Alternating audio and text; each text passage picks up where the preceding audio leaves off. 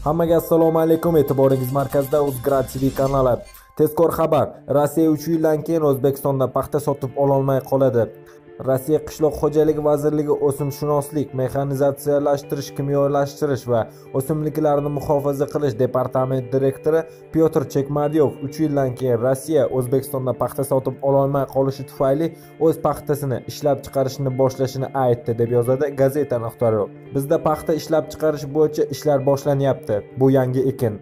Biz bunga tayyor bo'ldik. Ayni paytda texnologiyaga oid barcha masalalar ko'rib chiqilgan. Bu yil 1000 gektarga yaqin paxta Astraxan va Volgogradda ekiladi, dedi Chekmaryov.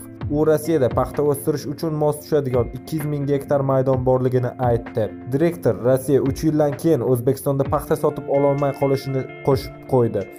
Men yaqinda O'zbekistonga borib keldim. 3 yildan so'ng biz u hududlardan paxta sotib ololmaymiz.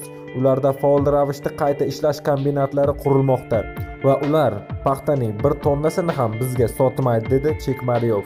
Eslatib o'tamiz, 2017-2019 yillarda to'qimachilik va tikuv-trikotaj sanoatini yanada rivojlantirish chora-tadbirlar dasturiga muvofiq 2020 yillarga borib O'zbekistonda yetishtirilgan paxta tolasi mahalliy korxonalarda to'liq qayta ishlanadi. O'z fikringizni kommentariyada yozib qoldiring. Kanalimizga obuna bo'lishni unutmang. Tezkor xabarlar bilan Uzgrad TV kanali bo'ldi. Xayr, salomat bo'ling.